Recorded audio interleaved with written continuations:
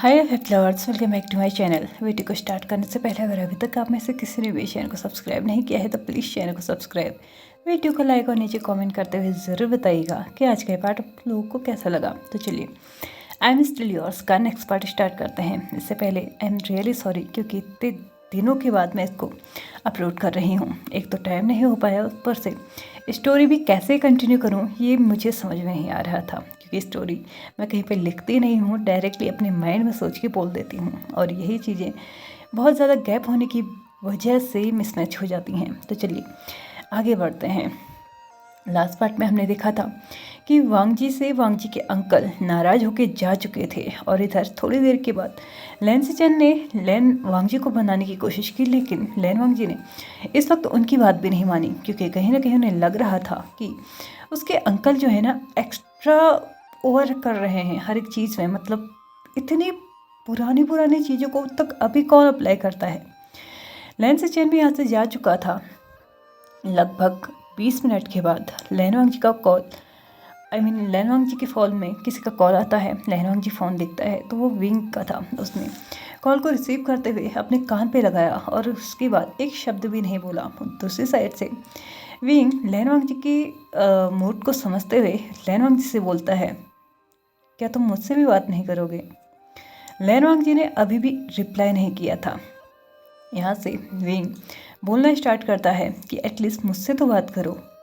तो लैनवांग जी विंग को फिर जाके रिप्लाई करता हुआ बोलता है कि मेरा मूड ख़राब है, वैसे भी अंकल ने बहुत कुछ कर दिया है, अब मैं नहीं चाहता कि मैं अपने मूड के चलते तुम्हारा मूड भी ख़राब करूं। तो यहाँ पे विंग उसको रिप्लाई करते हुए बोलता है, प्लीज़ अपना मूड मत ख़राब करो, आज हमारी शादी है। तो यहाँ पे लैनवांग जी उसको क्लियर करते हुए बोलता है, मुझे नहीं लगता है कि आज हमारी शादी हो पाएगी, क्योंकि किसी को हमारी शादी पुराने रीति रिवाजों से करनी है और हमें हमारी शादी नए रीति रिवाजों से करनी है। लेकिन यहाँ पे जो भी है, जैसा भी है, मुझे नहीं लगता है कि ये सब कुछ हो पाएगा। तो विंग रिप्लाई करते हुए बोलता है, कैसा रहेगा अगर हम दोनों ही तरीके से शादी कर ले? तो विंग लैनवांग जी थोड़ा सा सरप्राइज्ड होते हुए विंग से पूछता है, और वो कैसे? तो लैनवांग जी को आंसर करते हुए विंग बोलता है, ठीक है, इस वक्त हम लोग तुम्हारे अंकल के अकॉर्डिंग शादी कर लेते हैं और शाम के टाइम पे हम लोग हमारे अकॉर्डिंग शादी कर लेंगे। तो यहाँ पे लैनवांग जी विंग को गुस्सा करते हुए बोलता है कि नहीं, मुझे इस तरीके से शादी नहीं करनी है। तो विंग लैनवांग जी को शांत होने के लिए बोलता है और उसके बाद बोलता है, ओके ठीक है, मेरी बात सुन लो, उसके बाद तुम्हें जो डिसाइड करना होगा वो कर लेना। देखो लैनजान, मैं जानता हूँ तुम्हें तुम्हारे अंकल की सोच इस वक्त बहुत अजीब लग रही है, लेकिन एटलीस्ट तुम्हें इस बात से खुश होना चाहिए कि तुम्हारे अंकल मेरी आंट की तरह तो नहीं है ना। उन्होंने बिना जजमेंटल हुए ही हमें एक्सेप्ट किया, हमारे रिश्ते को एक्सेप्ट किया, तो क्या हम उनकी खुशी के लिए बस इतना नहीं कर सकते?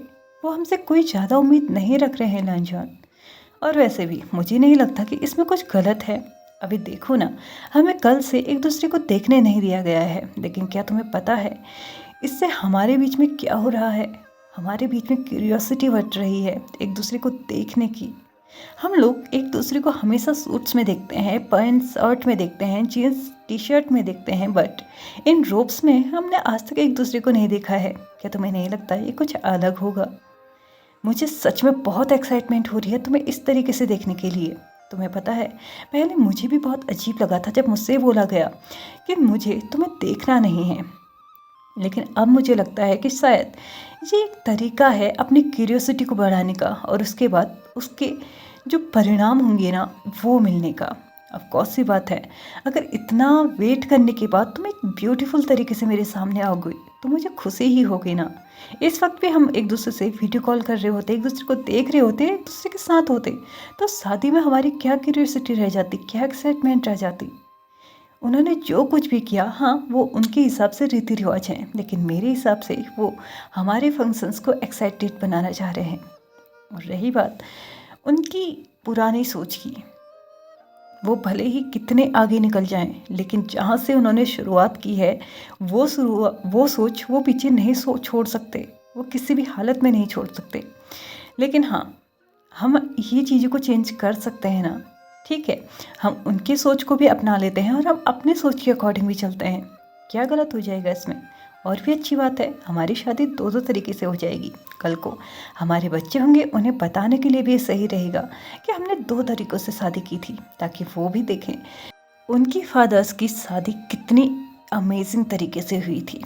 लेनजान कहीं ना कहीं विंग की बात से सहमत हो रहा था, लेकिन अब उसके मन में एक गिल्ट आने लगा था कि उसने अपने अंकल से बदतमीजी की और इसी के साथ वो यहाँ से जा भी चुके हैं, तो वो अब इस तरीके की शादी करके क्या ही बोले करेगा। लैन वांग जी ने विंग को लो वॉइस में रिप्लाई करते हुए बोला, बट अंकल तो जा चुके हैं विंग, अब क्या होगा। तो यहाँ पे लैन वांग जी को विंग रिप्लाई करते हुए बोलता है, चिंता मत करो, तुम्हारी शादी है तो तुम्हें चिंता नहीं करनी है, बस तुम्हें ऑर्डर्स देने हैं। वैसे भी आंटी पहले ही जा चुकी है तुम्हारे अंकल को मनाने के लिए, और हाँ चिंता मत करो, हम शाम को वैसे ही शादी करेंगे जैसे कि तुम चाहते हो, ठीक हो गया ना। अब अपने फेस पे ये सैडनेस को दूर करते हुए स्माइल को ले आओ, क्योंकि तुम बहुत ज़्यादा क्यूट लगते हो जब स्माइल करते हो। वैसे ये बात कहना गलत भी नहीं होगा कि तुम गुस्से में भी काफ़ी क्यूट लगते हो। विंग ने थोड़ा सा टीस करते हुए लैन वांग जी को ये बोला, और लैन वांग जी बस इसी लाइन में ही वो ब्लश करने लगा था। दूसरी तरफ मैडम यू लैन वांग जी के अंकल यानी कि लैन चिरैन के पास थी। वो उसे समझा रही थी कि आजकल के बच्चे उनके पुराने रीति रिवाज नहीं जानते हैं, लेकिन फिर भी अगर वो इस तरीके से शादी करने के लिए मान गए तो उन्हें भी मानना होगा कि वो नए तरीके से शादी करें। यहाँ पे बहुत ज़्यादा देर तक समझाने के बाद मैडम यू फाइनली लैन चिरैन को समझाने में सक्षम रही, और यहाँ पे उनकी शादी की तैयारी होनी शुरू हो चुकी थी। विंग ने पहले ही सारे अरेंजमेंट करवाए थे, क्योंकि लैन चिरैन ने भी अपने एंड से अरेंजमेंट करवा के रखे थे, तो यहाँ पे अभी उनको कैंसिल नहीं करवाया गया था। बस विंग के एंड से जो तैयारियां हुई थी वो पोस्टपोन करके नाइट के मतलब इवनिंग के टाइम पे करवाने के लिए बोल दिया गया था, और जो अंकल के एंड से तैयारियां हुई थी वो अभी करवाने के लिए बोल दिया गया था।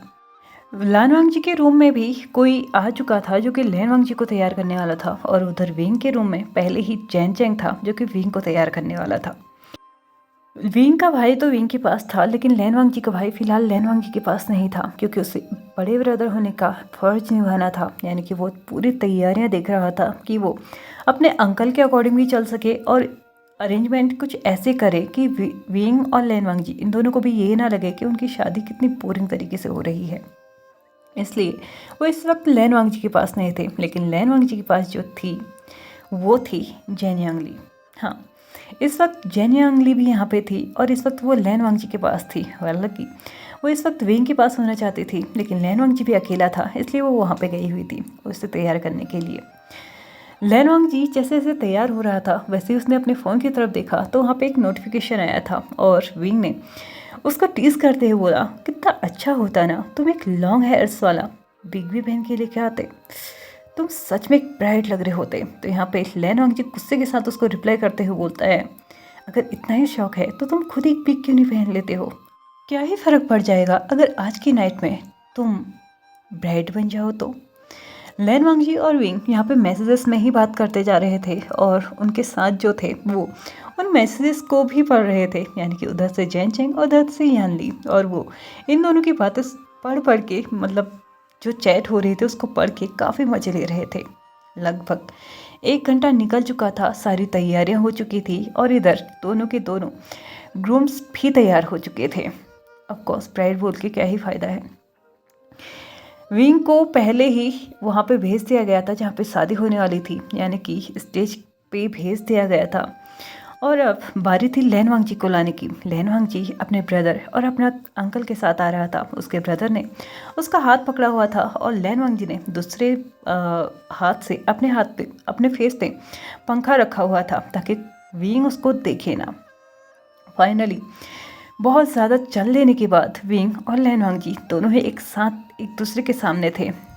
प्रोसेस थोड़ा आगे बढ़ाया गया, इसी के साथ उनके 3 वॉल्स कंप्लीट कराए गए, और यहाँ पे उन लोगों ने अब बारी थी ड्रिंक्स शेयर करने की। इसी वक्त लैन वांग जी को उसके फेस से पंखा हटाने के लिए भी कहा गया, और जैसे ही लैन वांग जी ने पंखा हटाया तो विंग आय हाय हाय ऑलमोस्ट बेहोश होने वाला था, क्योंकि लैन वांग जी ब्यूटीफुल तो था ही, बट आज उसकी ब्यूटी पे ना बिल्कुल चाँद सितारे जड़े हुए थे। एक तो ये रेड रोब्स, ऊपर से वो एकदम मिल्की वाइट स्किन, वो ऐसे खिल रहा था जैसे कि बहुत ज़्यादा पत्तों के बीच में सिर्फ एक गुलाब। लानवांग जी को देखते हुए विंग ने अपने चेस्ट पे हाथ रखा और एक बहुत जोर की आह भरी, और इस आह को सुनते हुए लैनवांग जी अपने आप में ही हंसना शुरू कर चुका था, और वो प्लेफुली विंग के चेस्ट पे हल्का सा हिट करता है और उसके बाद बोलता है स्टॉप इट। विंग उसी बुदबुदाते हुए उसको रिप्लाई करता है, कैसे स्टॉप करूँ मैं, तुम्हें पता है अगर अब इस वक्त मैंने अपने दिल को नहीं थामा ना, तुम इस वक्त मर्डरर बन जाओगे, और मैं नहीं चाहता मेरी ही शादी के दिन मेरा ही हस्बैंड मेरे मर्डर के केस में ना जेल में बैठा हो। यहाँ पे विंग ने प्लेफुली यहाँ पे ये सारे सेंटेंसेस बोले, लेकिन वो दोनों इतने धीरे बात कर रहे थे ना, किसी को कुछ सुनाई नहीं दे रहा था। लेकिन पीस जो कि पहले अनाउंस कर चुका था उन दोनों को ड्रिंक्स शेयर करने के लिए, वो दोबारा अनाउंस करता है कि प्लीज़ ड्रिंक शेयर कीजिए। लैनवांग जी और विंग दोनों ने ही अपने हैंड्स को एक दूसरे के साथ क्रॉस करते हुए एक दूसरे से पहले उस कप से खुद पिया और उसके बाद उस कप को अपने पार्टनर को पिलाया, और यहाँ पे फाइनली अनाउंस कर दिया गया था इन लोगों को पार्टनर्स। इसी के साथ पूरा हॉल बहुत ज़्यादा तालियों के साथ गूंज उठा था, और हर कोई इन्हें बस बधाइयाँ दे रहा था। एक एक करके सभी लोग इन लोगों के पास आ रहे थे, इन्हें गिफ्ट्स दे रहे थे और बधाइयाँ भी दे रहे थे। और अब बारी थी इन लोगों की नाइट के टाइम की। यहाँ पे रिसेप्शन के टाइम पे ही अब इनका नाइट में जो दूसरे तरीके से यानी कि मॉडर्न तरीके से शादी होनी थी ना, वो अरेंज करवा दिया गया था। अभी ऑलमोस्ट सुबह के 12 बजे हुए थे, तो अभी शाम तक के लिए बहुत ज़्यादा टाइम था, इसलिए विंग और वांग जी दोनों को ही रेस्ट के लिए भेज दिया गया था। लेकिन फिर से लैन चिरेन ने उन्हें वॉर्न करते हुए बोला, तुम दोनों एक साथ रह तो सकते हो, लेकिन जब तक तुम्हारी दूसरी बार शादी नहीं हो जाती तब तक तुम एक दूसरे को उस तरीके से टच नहीं कर सकते। यहाँ पे लैन वांग जी अनॉयड होते हुए बोलता है, वैसे भी ये दिन का टाइम है, हम लोग ये सब कुछ नाइट में करेंगे। यहाँ पे लैन वांग जी ने जो रिप्लाई दिया था उसको सुनने के बाद लैन चिरेन सेमलेस बोल के यहाँ से जा चुका था। लैन वांग जी विंग की तरफ देखता है और जैसे क्वेश्चन करना चाहता हूँ कि आखिरकार मैंने इसमें सेमलेस सुनने वाला क्या कह दिया, तो विंग उसको आर्म्स में लेता है और उसके बाद बोलता है, ठीक है रूम में चलो, हम बाद में बात करेंगे। उन दोनों ने ही काफ़ी टायरिंग सा जो ये प्रोसेस हुआ था उसको करने के बाद वो दोनों थक चुके थे, एक दूसरे को आर्म्स में लेके वो लोग सो चुके थे क्योंकि उनके पास ज़्यादा टाइम नहीं था, और फिर उन्हें नाइट के लिए भी तैयार होना था, यानी कि फिर से उन्हें अपनी दोबारा शादी के लिए तैयार होना था। विंग और वांग जी लगभग 3 घंटे सोए थे, यानी कि अभी 3 बज रहे थे, और उनके ब्यूटी जो आर्टिस्ट थे वो आ चुके थे। यहाँ पे उन लोगों को उठाया गया, उन दोनों ने ही शावर लिया और उसके बाद अपने अपने रूम्स में जा चुके थे तैयार होने के लिए। लगभग 5 बजे हुए थे। यहाँ पे फिर से इन दोनों की शादी अरेंज हो रही थी। इस बार कुछ अलग माहौल था। लैन वांग जी को लेके उसका खुद का ब्रदर या अंकल नहीं आ रहा था। इस बार विंग खुद लैन वांग जी को अपने हाथों में हाथ पकड़ के स्टेज की तरफ ले जा रहा था। वहाँ पे जाने के बाद उसने लैन वांग जी की तरफ देखा और लैन वांग जी ने उसकी तरफ। इस वक्त बिल्कुल वैसा ही हो रहा था जैसे कि लैन वांग जी चाहता था। वो वाइट सूट में था और विंग ब्लैक सूट में। वो दोनों ही काफ़ी खुश थे एक दूसरे के पास पाके। यहाँ पे अब रिचुअल्स स्टार्ट हो चुके थे। सबसे पहले उनका जो एक वाउल होता है उसको लिया गया, जो एक वचन जो एक दूसरे को देना था और एक्सेप्ट करना था एक दूसरे को हस्बैंड, तो यहाँ पे वो कंप्लीट हुआ। उसके बाद उन दोनों को रिंग्स दी गई, उन दोनों ने एक दूसरे को रिंग्स पहनाई, और उसके बाद फाइनली बारी आती है उसकी, जिसका शायद विंग तो कम ही वेट कर रहा था, लेकिन लैन वांग जी बहुत ज़्यादा वेट कर रहा था। यहाँ पे जैसे ही पीस अनाउंस करता है कि ये दोनों ही आज से हस्बैंड्स है और अब ये दोनों ही एक दूसरे को किस कर सकते हैं, सेंटेंस कंप्लीट नहीं हुआ था कि लैन वांग जी और विंग एक दूसरे को आर्म्स में लेके बहुत डीपली किस करने लगे थे। उन लोगों को तो ये भी नहीं पता था कि यहाँ पे इतने सारे लोग हैं और इन लोगों के सामने वो क्या कर रहे हैं। लेकिन जब तालियों की गूंज उन लोगों के कानों में जाने लगी तो तब उन्हें पता चला कि वो क्या कर रहे हैं। लेकिन फिर भी उन्होंने उन लोगों के केयर किए बिना ही अपनी किस को कंप्लीट किया और फाइनली 2 मिनट के बाद एक दूसरे को छोड़ा। यहाँ पे सभी को लग रहा था कि या फिर जो अभी अभी न्यूली वेड कपल बना है ना वो शेमलेस है, या फिर वो जो उन्हें देख रहे हैं।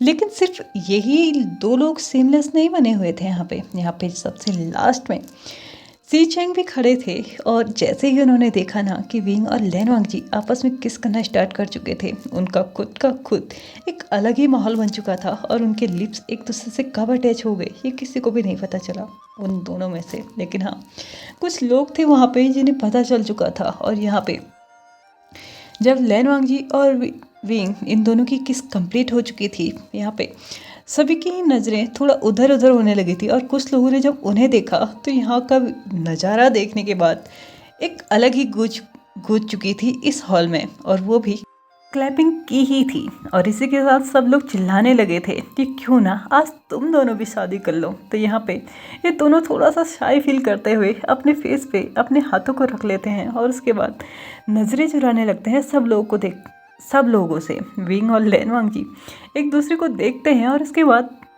मतलब थोड़ा सा अपने टोज़ पे आते हुए टिपटो पे आते हुए देखते हैं कि यहाँ पे कौन खड़ा था। तो उन्हें अपने ब्रदर्स को देख के थोड़ा सा सरप्राइज तो हो रहा था, लेकिन हाँ उन्हें ये भी पता था कि एक नॉर्मल सी बात है, आखिरकार हम दोनों को किस करते हुए उनका भी मूड बन गया होगा तो उन्होंने भी कर लिया। लैन वांगजी यहाँ पे विंग की तरफ देखता है और विंग लैन वांगजी की तरफ। वो लोग चाहते तो थे कि अपने रिसेप्शन को एंजॉय करे, बट अब शायद उनके हाथ में नहीं था कि वो एंजॉय करे, क्योंकि उन्हें कुछ और ही एंजॉय करना था। इसलिए लैन वांगजी और विंग एक दूसरे का हाथ टाइटली पकड़ते हैं और उसके बाद डायरेक्टली हॉल से बाहर जाने लगते हैं। सभी लोग उन्हें देखे जा रहे थे, लेकिन जैसे जैसे उनके कदम आगे बढ़ रहे थे वैसे वैसे उनके कदमों की रफ्तार भी बढ़ रही थी। और अब जब वो ऑलमोस्ट हॉल से बाहर जाने वाले थे तो वो ऑलमोस्ट दौड़ना शुरू कर चुके थे।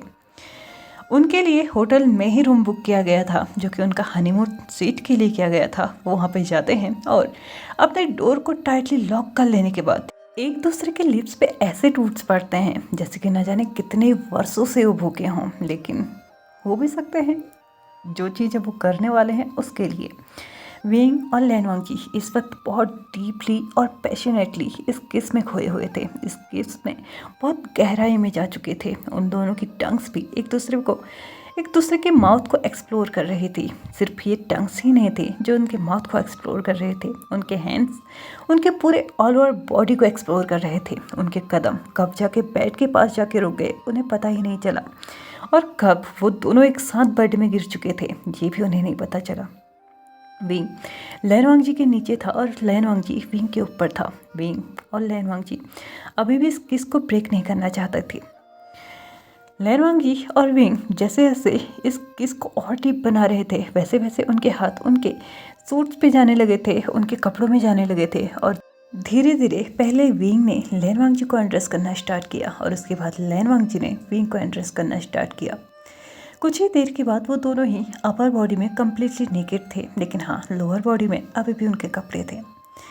लैन वांगजी और विंग अभी भी एक दूसरे को बहुत डीपली देख रहे थे। विंग ने लैन वांगजी पे अटैक करते हुए सबसे पहले उसके फॉरहेड पे किस किया, उसके बाद उसके चीक्स पे, उसके आइज़ पे, जॉ लाइन पे और नेक पे बाइटिंग मार्क्स छोड़ते हुए उसको बोला कि आज से तुम मेरे हो। तो लैन वांगजी ने रिप्लाई करते हुए बोला, मैं हमेशा तुम्हारा था, मैं आज भी सिर्फ तुम्हारा हूँ, और आने वाले 7 जन्म में या फिर जितने भी जन्म हम लेंगे ना, हम एक दूसरे के ही होंगे। लैन वांगजी और विंग थोड़े टाइम के लिए एक डीप आई कांटेक्ट में जा चुके थे और उसके बाद फिर से उन लोगों ने एक दूसरे को किस करना स्टार्ट कर दिया था। और यहाँ से फिर से उन लोगों ने उनके लोअर बॉडी पे जो कपड़े थे ना उनको भी निकालना स्टार्ट कर दिया था। लैन वांगजी अब पूरी तरीके से बेड में था और कम्प्लीटली नेकेड था, और विंग भी कम्प्लीटली नेकेड था। लैन वांगजी के फॉरहेड से, नेक से, उसके चेस्ट से, उसके स्टमक पे, उसके नेवल पे और उसके लोअर एब्डोमेन पे किस करते हुए फाइनली लैन वांगजी और विंग अब एक दूसरे को बहुत ईगरली देखने लगे थे, जैसे कि वो जिस चीज़ का इंतज़ार कर रहे थे ना वो अब होने वाला था। लैन वांगजी इस वक्त काफ़ी शाय फील कर रहा था और विंग इस साइनेस को महसूस कर पा रहा था। उसने फिर से लैन वांगजी के कान पे आके उसके एल लोब को बाइट किया और उसके बाद हल्की सी वॉइस में बोला, क्या तुम नर्वस हो लैनशान? तो लैन वांगजी ने अपने सर को नोट करते हुए बोला कि हाँ वो नर्वस है, बट वो डर नहीं रहा है, क्योंकि जो कुछ भी होगा वो तुम्हारे साथ होगा। लैन वांगजी और विंग फिर से एक दूसरे के साथ किस में डूब चुके थे और यहाँ से उन दोनों का एक हॉट सा सेशन स्टार्ट हो चुका था।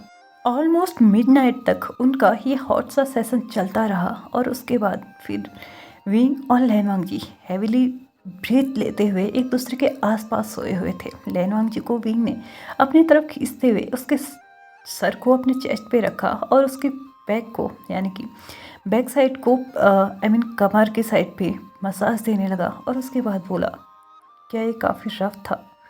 तो लैनवांग जी ने अपने सर को बहुत इनोसेंटली हिलाते हुए बोला, हाँ तुम काफ़ी रफ थे, बट जो भी था बहुत अच्छा था। I really enjoyed. विंग ने लैनवांग जी की तरफ देखा और बहुत प्यार से देखा, एक वार्म सी स्माइल के साथ देखा। उसके बाद उसके फॉरहेड पे किस किया। उसके बाद उसको अपने आर्म्स में लिया और बाथरूम की तरफ बढ़ गया। वहाँ पे जाने के बाद कुछ देर में उसने गीज़र ऑन किया तो पानी गर्म हो चुका था और अब उन दोनों ने एक हॉट सा शावर एक दूसरे के साथ लिया, क्योंकि लैनवांग जी इस वक्त कम्प्लीटली टायर्ड था, तो ऑफकोर्स सी बात है उसको इसकी ज़रूरत थी। काफ़ी टाइम एक लॉन्ग सा शावर ले लेने के बाद विंग ने लैनवांग जी और अपने दोनों के ही कपड़े एक दूसरे को पहनाए और उसके बाद वो दोनों ही बाथरूम से बाहर आए और यहाँ पे बेड में आने के बाद उन्होंने देखा कि उन्होंने बेड को ऑलमोस्ट मैस कर दिया है, यानी कि उन्होंने बेड की हालत बिगाड़ के रख दी है। उसने लैनवांग जी को काउच पे बैठने के लिए बोला और उसने बेड को क्लीन किया। उसमें जितने भी गुलाब की पंखुड़ियाँ रखी हुई थी, जो कुछ भी था डेकोरेशन के तौर पे, उसको साफ़ किया और उसके बाद लैनवांग जी को इनवाइट किया कि वो हम अब सो सकते हैं। और लैनवांग जी और विंग एक दूसरे के आर्म्स में, एक दूसरे के वार्म में इतना खो चुके थे कि वो कम्प्लीटली एक बहुत डीप स्लीप में जा चुके थे। और अगर वो स्लीप में जा ही चुके हैं तो हम उन्हें उठाने वाले कौन होते हैं। तो चलिए इस एफएफ का आज यहाँ पे एंड कर ही देते हैं। तो चलिए फ्रेंड्स, हमारा आई एम स्टिल योर्स का लास्ट पार्ट और ये एफएफ का एंड आज यहाँ पे हो चुका है। तो चलिए फ्रेंड्स, लास्ट पार्ट को एंजॉय कीजिए और मैं आप लोगों से विदा लेती हूँ और जितना जल्दी हो सके उतना जल्दी एक न्यू एफएफ आप लोगों के लिए लेके आने की कोशिश करूँगी। तो चलिए, thank you so much for watching my all videos. तो चलिए, बाय बाय।